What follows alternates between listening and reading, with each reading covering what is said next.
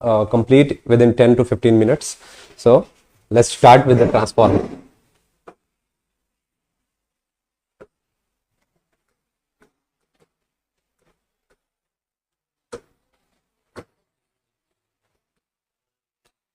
सबसे पहले बात करते हैं what do you mean bye transformer, या ट्रांसफार्मर होता क्या है। बाबू, ट्रांसफार्मर होता क्या है?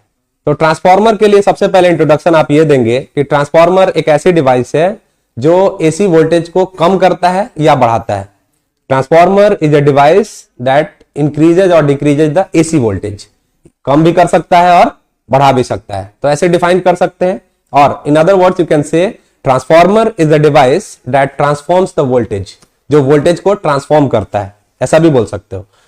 और आपको अभी बताया गया कि बढ़ा भी सकता है और घटा भी सकता है, मतलब दो तरह का होता होगा। तो ट्रांसफार्मर दो तरह का रहता है। पहला रहता है स्टेप अप ट्रांसफार्मर, ठीक है, इसको ऊंचाई ट्रांसफार्मर कहते हैं हिंदी में। हाँ, और दूसरा step down transformer. Step down को अपचाई कहते हैं। दोनों में डिफरेंस क्या है? तो देखिए, जो पावर हाउस से आपको करंट मिलती है, जो वोल्टेज वहां से सप्लाई किया जाता है, वहां से ज्यादा वोल्टेज भेजना रहता है पावर हाउस से, तो वहां का जनरेटर, वहां का जो ट्रांसफार्मर रहता है वो स्टेप अप रहता है, क्योंकि ज्यादा वोल्टेज भेजना है। कम वोल्टेज को ज्यादा करना मतलब स्टेप अप कर देना, और ज्यादा वोल्टेज को कम करके देना मतलब स्टेप डाउन कर देना। आपके गली मोहल्ले नुक्कड़ पे जो रहता है वो रहता है स्टेप डाउन। आपके घरों में चाहिए 220 वोल्ट, तो उसको कंट्रोल करके कम करके आपके घरों में सप्लाई करता है, वो रहता है स्टेप डाउन, ठीक है। ये पावर हाउस से देने वाला, और ये रहता है आपके गली मोहल्ले में जो भी। तो स्टेप अप और स्टेप डाउन क्या फर्क है, कैसे बनाया जाता है? ये कम को ज्यादा करेगा और ये ज्यादा को कम करके देगा, ठीक है। अच्छा, कैसे बनाया जाता है वो हम लोग अभी वर्किंग में देखने वाले हैं। उसके बाद आता है कि इसका प्रिंसिपल क्या है, प्रिंसिपल, किस प्रिंसिपल पे काम करता है ये। सो प्रिंसिपल इसका है mutual induction. It works on the principle of mutual induction. It works, क्यों नहीं दिख रहा है क्या? It works on the principle of mutual induction.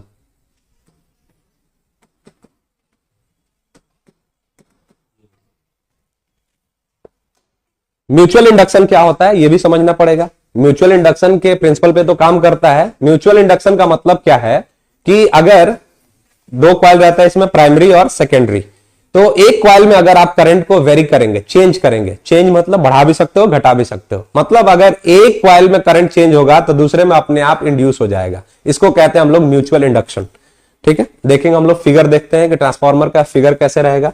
सो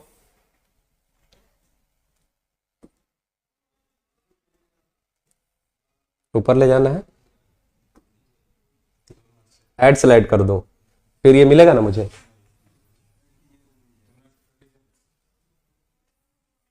हो जाएगा, ओके। कंस्ट्रक्शन देखा जाए।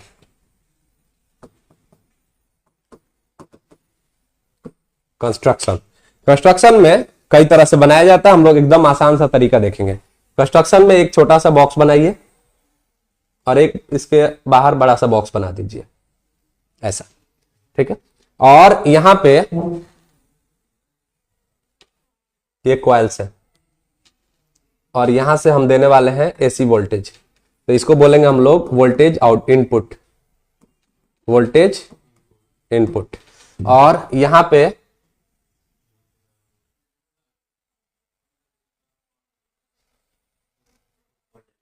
आपको दिख रहा होगा कि यहां पे मैंने कॉइल्स की संख्या बढ़ा दी है, यहां पे कॉइल्स कम है और यहां पे कॉइल्स की संख्या मैंने बढ़ा दी है। इसी का खेल है प्राइमरी और सेकेंडरी में, कॉइल्स का ज्यादा हो जाना, इसी से बनता है स्टेप अप और स्टेप डाउन। अगर आपको स्टेप अप बनाना है तो यहां पे वाइंडिंग ज्यादा कर दीजिए, सेकेंडरी की वाइंडिंग बढ़ा दीजिए, यानी ये ज्यादा करके देगा वोल्टेज। और अगर आपको स्टेप डाउन करना है, मतलब ज्यादा को कम करना है, तो यहां ज्यादा बना दीजिए, ठीक है। इसको हमने बोला, number of coils in primary को बोला एनपी, और number of coils in secondary को बोला एनएस। इसको बोला मैंने प्राइमरी कॉइल, और इसको बोला मैंने सेकेंडरी कॉइल, सेकेंडरी कॉइल। और ये यहां से हमको मिलेगा वोल्टेज आउटपुट, वोल्टेज आउटपुट। दूसरी बात, ये जो बॉडी है ये सॉफ्ट आयरन कोर का रहता है, ये सॉफ्ट आयरन। सॉफ्ट आयरन का क्या काम है, क्यों हम लोग सॉफ्ट आयरन ही लगाते हैं, वो देखेंगे हम लोग अभी। अब शुरू करते हैं कि ये काम कैसे करता है। तो यहां से जैसे ही हमने एसी वोल्टेज दिया, इनपुट वोल्टेज दिया मतलब एक तरह का करंट दिया, और ये एसी करंट है। सिंबल से आप देख सकते हो, डीसी रहता तो ऐसा सिंबल बनाया जाता, ये डीसी का है, बैटरी दिखाया जाता है, और एसी का ये वेरिंग करंट रहता है, एक बार प्लस होता है एक बार माइनस होता है। तो यहां से हमने वोल्टेज दिया, इसका मतलब एक तरह का करंट दिया, ठीक है। इसमें करंट आएगी, करंट इसमें फ्लो करेगी। ये सोलेनॉइड जैसा दिख रहा है, सोलेनॉइड आपने पढ़ा था मैग्नेटिज्म में, सोलेनॉइड कुछ इस तरह का रहता है, ऐसा इसके एक्सिस के थ्रू। और सोलेनॉइड का मैग्नेटिक फील्ड कुछ रहता है, बता सकता है कोई, anyone? What is the magnetic field in solenoid? B equal to mu naught N I, ये रहता है सोलेनॉइड का मैग्नेटिक फील्ड, ठीक है। इसमें करंट आ रही है और ये करंट लगातार चेंज हो रही है, और इसमें करंट दौड़ रही है तो मैग्नेटिक फील्ड प्रोड्यूस होगा। तो कुछ मैग्नेटिक फील्ड ऐसे प्रोड्यूस हो जाएंगे। और सॉफ्ट आयरन क्या करेगा, यहां पे प्रोड्यूस होने वाले मैग्नेटिक फील्ड को इससे अटैच करा देगा सेकेंडरी से। म्यूचुअल इंडक्शन अभी मैंने बताया था ऊपर, तो ये ऐसे अटैच करा देगा। सॉफ्ट आयरन कोर का काम क्या है, ज्यादा से ज्यादा मैग्नेटिक फील्ड लाइंस को अटैच करा दिया, किससे? सेकेंडरी से, सेकेंडरी से अटैच करा दिया। अच्छा, और क्या ये मैग्नेटिक फील्ड जो यहां पे बन रहा है ये लगातार चेंज होगा? 100% चेंज होगा, क्योंकि करंट लगातार चेंज हो रहा है। देखिए तो मैग्नेटिक फील्ड और करंट में डायरेक्टली का रिलेशन है। अगर करंट चेंज होगा तो मैग्नेटिक फील्ड भी चेंज होने वाली है। क्यों? क्योंकि डायरेक्टली का रिलेशन है, B equal to mu naught N I. और आपको पता है कि ये एसी करंट है। एसी करंट का मतलब क्या? प्लस माइनस, लगातार चेंज होने वाला। इसका जो साइकिल बनता है एसी करंट का, ये ऐसे बनता है, प्लस माइनस, ये 0 प्लस माइनस, ये लगातार वेरी करता है एसी करंट। तो क्योंकि करंट इसमें लगातार चेंज कर रहा है, इसीलिए लगातार इसमें मैग्नेटिक फील्ड चेंज करेगा। और मैग्नेटिक फील्ड चेंज होना मतलब फ्लक्स का इंड्यूस होना। Rate of change of magnetic field gives rise to EMF induced. Faraday law, Faraday law क्या कहता है, जब भी कभी अगर फ्लक्स में चेंज होगा तो ईएमएफ इंड्यूस हो जाएगा। तो उसके आगे हम लोग बढ़ते हैं। अब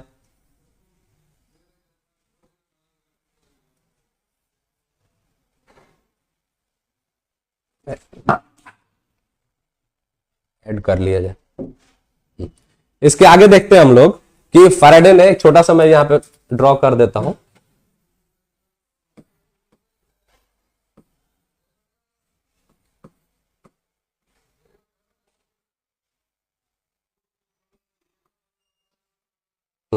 तो इसमें लगातार करंट चेंज हो रही है, इसीलिए लगातार मैग्नेटिक फील्ड चेंज हो रहा है। और मैग्नेटिक फील्ड, इसका एरिया भी है कुछ कॉइल्स का, तो लगातार मैग्नेटिक फील्ड चेंज होने के कारण यहां का फ्लक्स लगातार चेंज हो रहा है। अगर फ्लक्स चेंज होगा तो ईएमएफ इंड्यूस होगा। कितना ईएमएफ इंड्यूस होगा उसको भी देखेंगे हम लोग।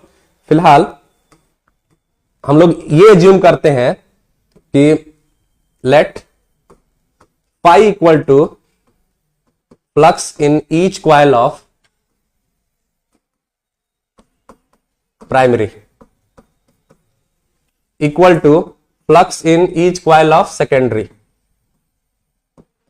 यानी इसके हर कॉइल का फ्लक्स हमने माना फाई बनेगा, और इसके भी हर कॉइल का फ्लक्स कितना बनेगा? फाई। इसको मैंने क्या बोला था, याद है आपको? एनपी, और इसको एनएस बोला था मैंने, ठीक है। तो अब मैं देखूंगा कि प्राइमरी में कितना टोटल फ्लक्स हुआ। तो total flux in primary, total flux in primary. तो प्राइमरी का टोटल फ्लक्स क्या होगा? देखिए इधर ध्यान से, एक कॉइल में फाई, 2 कॉइल में 2 फाई, 3 कॉइल में 3 फाई, 5 कॉइल हो गया तो 5 फाई, और n कॉइल हो गया तो n फाई। तो टोटल फ्लक्स इन प्राइमरी कितना हो गया? n फाई है, चूंकि प्राइमरी का इसलिए एक छोटा सा p लगा देता हूं, ठीक है। टोटल फ्लक्स इन सेकेंडरी देखते हैं। टोटल फ्लक्स इन सेकेंडरी देखते हैं, खूब आराम से बता सकते हैं आप लोग। अब पाई एस इक्वल टू, इधर का एनएस है तो NS into pi, NS into pi, ये हो गया टोटल फ्लक्स। अब देखते हैं ईएमएफ कितना इंड्यूस हुआ होगा। ये तो फ्लक्स है, और जैसे फ्लक्स में चेंज हो रहा है, क्योंकि मैग्नेटिक फील्ड चेंज हो रहा है, इसीलिए ईएमएफ इंड्यूस होगा, फैराडे लॉ। तो ईएमएफ कितना इंड्यूस होगा इसके लिए देखते हैं। बताइए जा क्यों नहीं रहा है ऊपर?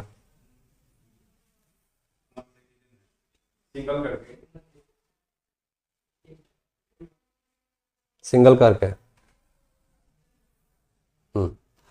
ठीक है, अब देखते हैं हम लोग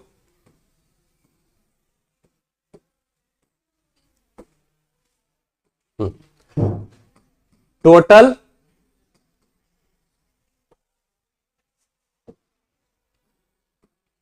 ईएमएफ इन प्राइमरी। प्राइमरी का ईएमएफ देखते हैं। तो ईएमएफ का फॉर्मूला ये होता है, EMF equal to minus D phi upon dt। ये फॉर्मूला होता है ईएमएफ का। ठीक है, E इक्वल टू, प्राइमरी में देख रहे हैं तो यहां पे एक छोटा सा p लगा देता हूं और यहां पे भी छोटा सा p लगा देता हूं। तो EMF in primary equal to हो जाएगा माइनस डी, और 5p कितना आया था, ns इंटू पी कितना आया था, ns into five, ns into phi upon dt। क्या इतना कर सकता हूं मैं? अच्छा, प्राइमरी का है ना।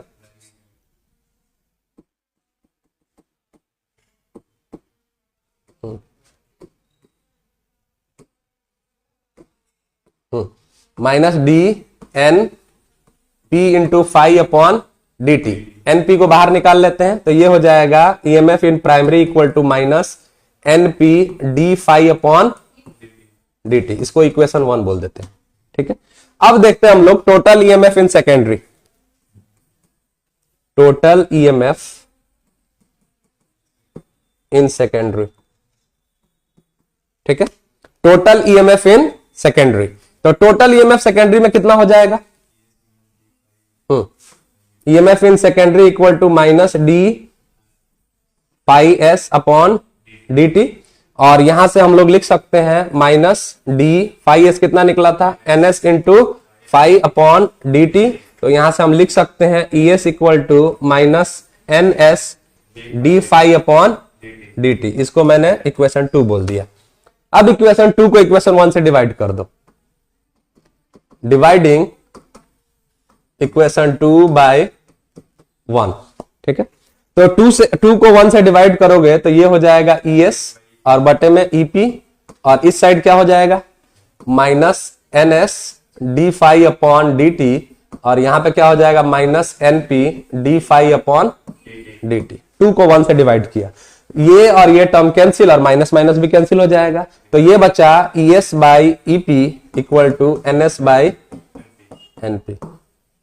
ये इसको मैं इक्वेशन 3 मान के चलता हूं। ठीक है, इतना हुआ ट्रांसफॉर्मर के बारे में। इसके बाद अगर आइडियल ट्रांसफॉर्मर हम लोग बनाए 100% एफिशिएंसी वाला तो क्या होगा? तो देखते हैं हम लोग आइडियल ट्रांसफॉर्मर बनाएंगे तो क्या होगा।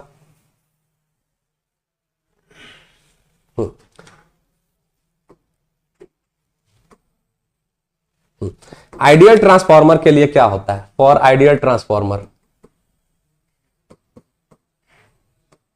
फॉर आइडियल ट्रांसफॉर्मर मतलब 100% एफिशिएंसी वाला, 100% एफिशिएंसी। ठीक है, अगर आइडियल ट्रांसफॉर्मर बनाए 100% एफिशिएंसी का मतलब क्या होता है, power input equal to power output. तो यहां पे हम लोग लिखेंगे power input equal to power output. Power का फॉर्मूला क्या होता है? ठीक है, पावर का बहुत सारा फॉर्मूला होता है, देख लीजिए यहां पे। असल में इलेक्ट्रिक सर्किट में पावर का फॉर्मूला होता है वी स्क्वायर बाई आर। पहला फॉर्मूला देखिए, पहला फॉर्मूला होता है V इंटू आई। ठीक है, इससे आप बनाओगे तो ये भी आता है V equal to I R, तो आई स्क्वायर इंटू आर, और इसी से ये भी आता है V स्क्वायर अपॉन आर। ठीक है, तो यहां पे हम लोग ऊपर वाला फॉर्मूला का इस्तेमाल करेंगे वी आई। तो देखते हैं हम लोग,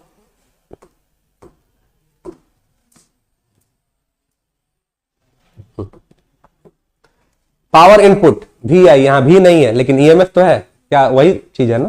तो क्या मैं वी आई के जगह पे ई आई लिख सकता हूं, और प्राइमरी में है पावर इनपुट है तो पी पी लिख देता हूं मैं, और इस साइड पावर आउटपुट है तो क्या लिख सकता हूं, E S into I S. ये वी आई ही है, वही फॉर्मूला है, power equal to V into I. वी के जगह पे ईएमएफ है तो EP into IP equal to E S into I S. फिर से वही फॉर्मूला लगाइए आप लोग, ऊपर क्या था, NS by NP, NS by NP यहां से भी लिया जाए तो EP को मैं इस साइड ले आता हूं और IS को इस साइड ले जाता हूं, तो क्या मैं इसको लिख सकता हूं ES by EP equal to IP by IS। ध्यान से देखिए, देखिए अगर EP को मैं इधर ले आऊंगा तो ES बाई EP और IP IS को इधर लाना पड़ेगा, तो IP ऊपर चला जाएगा, तो इसको मैंने बोला इक्वेशन 4। ठीक है, from equation 3 and 4, from equation 3 and 4 what I can write? I can write here is ES upon EP equal to, ये किसके बराबर था वहां पे, NP अपॉन NS के बराबर था, और अभी किसके बराबर हो गया है, IP अपॉन, नहीं यहां पे उल्टा लिख दिया मैं, यहां पे NS बाई NP के बराबर था और ये IP बाई IS के बराबर, और इन सब को बोलते हैं हम लोग R या K, ट्रांसफॉर्मेशन रेशियो, इसी को कहा जाता है ट्रांसफॉर्मेशन रेशियो। कई लोग इसको K भी बोलते हैं, K भी बोला जाता है, anyway this is transformation ratio. अब आते हैं हम लोग कि यहां पे EMF और करंट का कैसा रिलेशन है, तो आपको दिख रहा होगा कि सेकेंडरी का जो EMF है और सेकेंडरी का करंट दोनों एक दूसरे से इनवर्सली प्रोपोर्शनल है, मतलब यहां पे EMF is inversely proportional to current हो रहा है। तो आप क्या बोल सकते हो कि अगर स्टेप अप बनाना है तो स्टेप अप में क्या करेगा, ये वोल्टेज हाई करके देगा लेकिन करंट को क्या कर देगा, लो कर देगा। सो ये वाला रिलेशन इसमें मिलता है। आगे देखते हैं हम लोग कि यहां से कि अगर आपसे पूछ दिया कि स्टेप अप बना के दीजिए, स्टेप अप ट्रांसफॉर्मर, तो स्टेप अप ट्रांसफॉर्मर के लिए आप पहला काम करेंगे कि जो नंबर ऑफ कॉइल्स है सेकेंडरी में उसको बढ़ा देंगे, प्राइमरी से ज्यादा कर देंगे, और क्या चाहिए आपको, EMF ज्यादा मिल जाएगा किसमें, सेकेंडरी में, सेकेंडरी का EMF आपको ज्यादा मिल जाएगा प्राइमरी से। ठीक है, ये हो गया स्टेप अप के लिए। स्टेप डाउन के लिए, स्टेप डाउन के लिए क्या हो जाएगा, NP को ज्यादा कर दीजिए NS से और ये ज्यादा हो जाएगा, ये हो गया सेकेंडरी के लिए। ठीक है, यहां पे ये वाला रेशियो बहुत इंपॉर्टेंट है, और EMF का करंट के साथ क्या रिश्ता है, इनवर्सली प्रोपोर्शनल का रिश्ता है, ये भी इंपॉर्टेंट है। उसके बाद एफिशिएंसी पूछी जाती है, तो एफिशिएंसी का फॉर्मूला क्या होता है, anyone, what do you mean by efficiency, what do you mean by efficiency, transformer की एफिशिएंसी, एफिशिएंसी ऑफ ट्रांसफॉर्मर,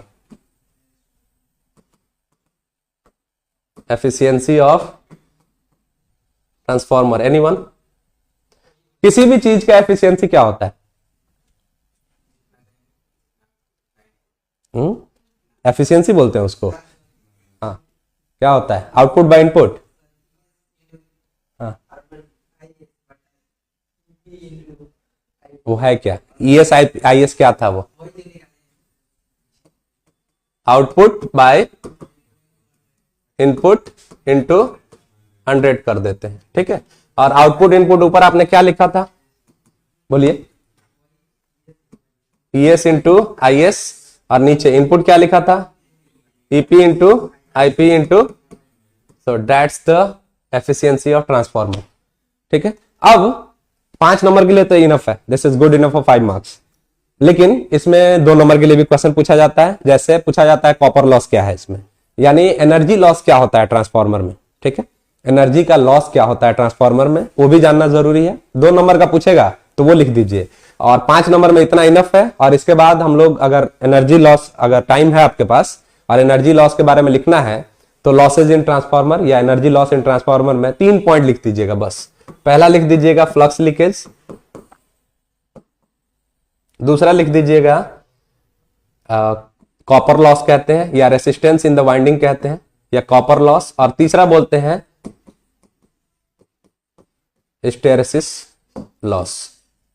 ये 3 तरह का लॉस होता है एनर्जी का, तीनों को मैं एक्सप्लेन करता हूं। उससे पहले अगर 5 नंबर का लिखना है तो सिर्फ ये 3 लिख के छोड़ दीजिएगा, लेकिन 2 नंबर के लिए पूछा जाता है और कॉपर लॉस या ये लॉस पूछ दिया जाता है, तो तीनों को डिटेल में कैसे बताएंगे वो भी देख लेते हैं, 2 मिनट लगेगा। हाँ सर, क्लास लेना है, it will take around 4 to 5 minutes, that's all. ठीक है, कोई दिक्कत, हाँ, कितना देर का क्लास चाहिए आपको? Just hardly it will take 5 minutes. मुझे भी लेट हो रहा है, जल्दी ही निकलूंगा मैं। All of us were just hardly searching for you yesterday. You were not present. For what? For the same purpose. Between they just told more than 15 they will take. More than told us. They will take more than 15 at any cost. And this took more than half an hour to just explain only. It will not only do.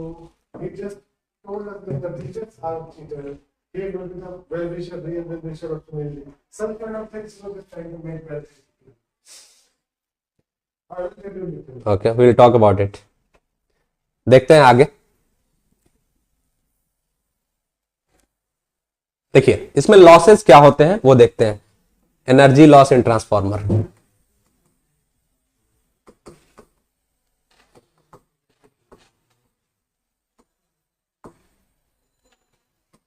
ठीक है, पहला तो अब मैंने दिखाया था आपको क्या है। जैसे ये आपका ट्रांसफॉर्मर है,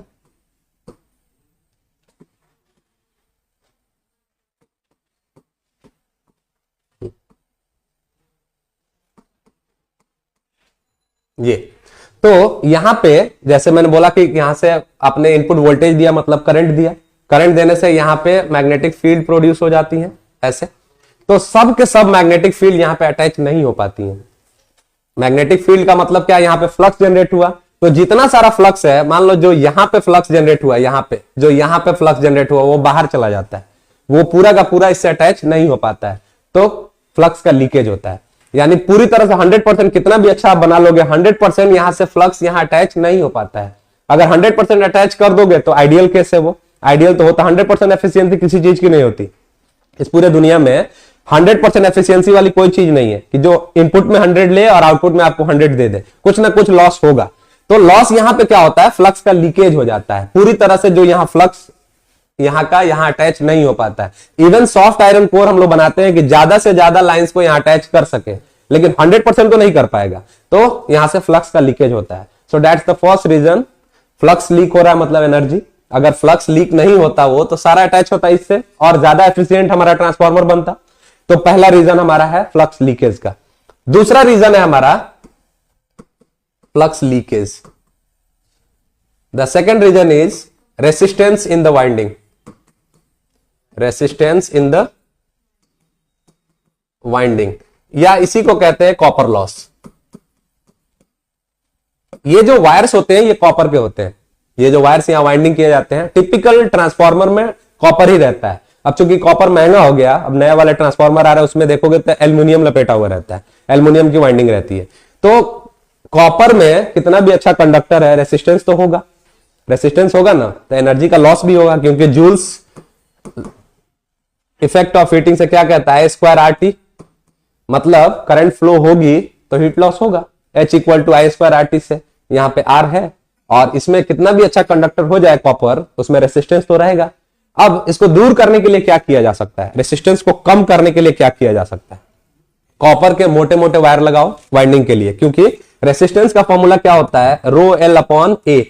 अगर मोटे वायर लगाओगे, वायर की एरिया बढ़ाओगे तो रेसिस्टेंस दिख रहा है R equal to rho L upon A. तो अगर मोटे वायर्स लगाओगे मतलब एरिया बढ़ा दोगे तो क्या हो जाएगा, रेसिस्टेंस कम हो जाएगा, लेकिन महंगा पड़ेगा फिर। तो दूसरा रीजन ये होता है, कितना भी अच्छा कंडक्टर लाइए उसमें रेसिस्टेंस होगा ही, उसमें करंट फ्लो होगा तो एनर्जी का लॉस होगा। तो this is the second loss, what we call resistance in the winding और कॉपर लॉस। तीसरा लॉस क्या होता है, ये कौन सी करंट है जो यहां से पास कर रही है, क्या डीसी है या एसी है, एसी है। एसी का मतलब क्या होता है, एसी का मतलब लगातार मैग्नीट्यूड और डायरेक्शन चेंज होने वाला करंट, ठीक है, यानी लगातार ये वाला चलता है, प्लस माइनस लगातार वेरी करने वाला करंट है ये।